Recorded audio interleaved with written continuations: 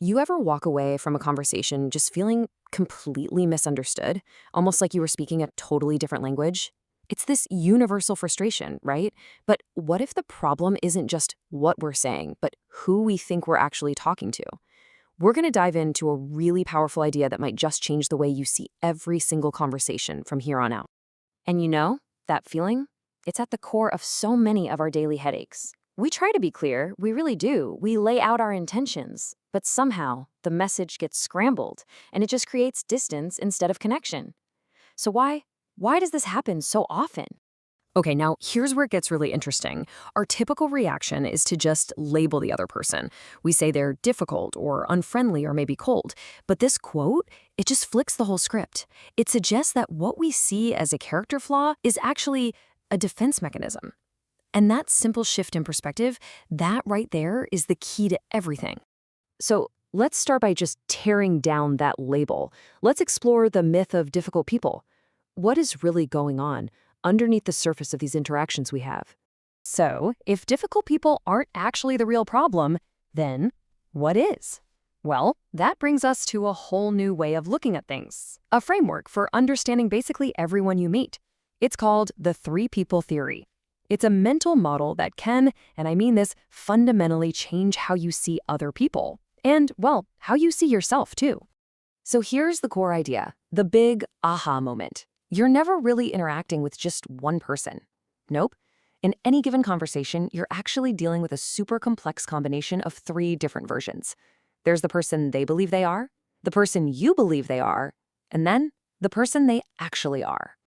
And this slide, man, it just breaks it down perfectly. First, you've got who they think they are. This is their inner world, right? Their intentions, their self-image, all that stuff. Second, there's who you think they are. And that's your perception, based completely on their actions, filtered through your own biases and your history with them. And then there's the third one, who they actually are, the objective truth, which, and this is fascinating, is often unknowable to pretty much everyone, sometimes even to themselves. So if we all have these three versions floating around inside of us, where does all the friction come from? Well, that brings us right to something called the perception gap. This is the space between all those realities. It's exactly where misunderstanding is born. And there it is, plain and simple.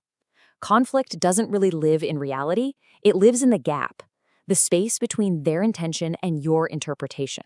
It's the gap between person number one and person number two.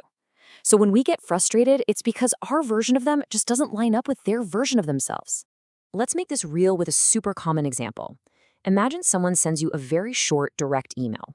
In their mind, that's person number one. They're thinking, great, I'm being efficient and clear, I'm respecting their time. But on your end, a totally different person emerges, person number two.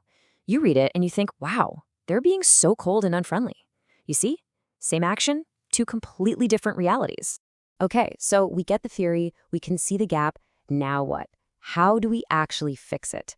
That's what this next part is all about, taking this theory and putting it into practice so we can start connecting with all three. All right, so here are the practical steps. This is how we build that bridge. First, just accept it. The gap always exists. That's step one. Second, instead of getting critical, get curious. Ask questions. Third, and this one is huge, learn to separate their intent from the impact it had on you. They're two different things. Next, try to offer a little grace by assuming they probably meant well. And finally, and this is the hard part, turn that lens back on yourself. Ask, what perception gap am I creating for other people?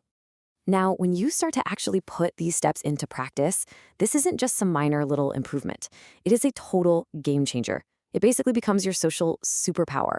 It allows you to master the art of connection in a way that, frankly, most people just never will. And look, that's not an exaggeration. Just mastering this one awareness, the skill of seeing the three people in every single interaction, it can make you more effective at building real, genuine connection than 90% of people out there. I mean, think about that. That's a staggering advantage in your career, in your relationships, in your whole life. Because at the end of the day, this whole framework, it isn't about winning an argument or trying to prove that your perception is the right one. That's the old way of thinking. The real goal here is to shift your entire focus away from being right and towards simply being willing to understand that another reality, another perspective, always exists right alongside your own. So I'll just leave you with this one last thought. This isn't just a tool for analyzing other people. It's also a mirror for understanding ourselves.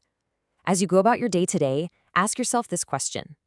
Which of your 3 people are you presenting to the world? Is the person you intend to be the same one that others are actually meeting? The answer? Well, it just might surprise you.